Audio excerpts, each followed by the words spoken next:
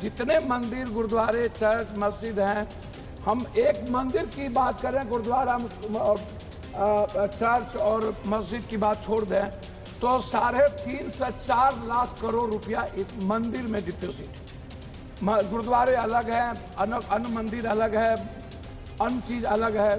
क्या हम उस पैसे पर जो जिस कर्ज है आज, क्या हमारा वित्त मंत्री उस पैसे पर कोई निगरानी नहीं रखता? क्या उस पर कोई टैक्सेस की बात नहीं आती? 2 दिन का खाना खिला करके क्या हम उसको पूरी फ्रीडम दे देंगे?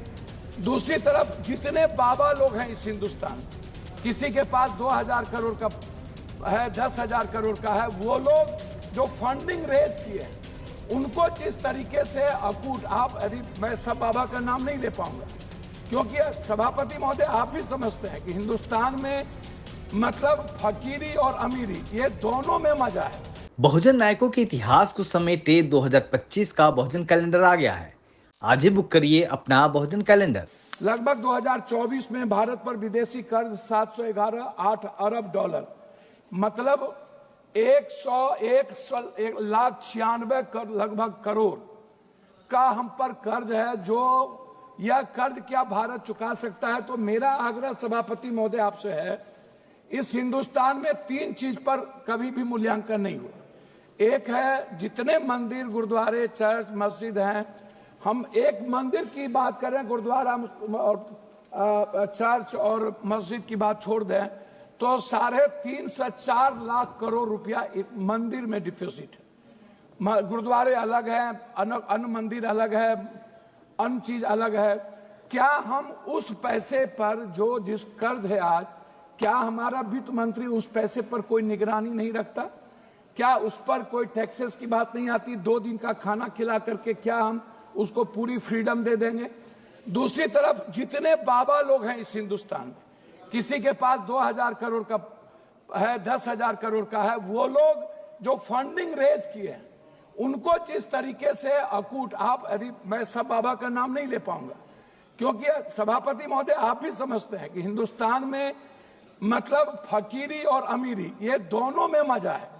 और जिस तरीके से बाबा लोगों ने इस देश को एनजीओ के माध्यम से, एनजीओ भी है लगभग 33 लाख करोड़, तो एनजीओ का क्या कारण है कि एनजीओ पर किसी भी तरह का टैक्सेस या हमारे गवर्नमेंट का रिलैक्सेशन फ्रीडम है जिस तरीके से उसको लूटने की, उस पर हमारा अंकुश नहीं है।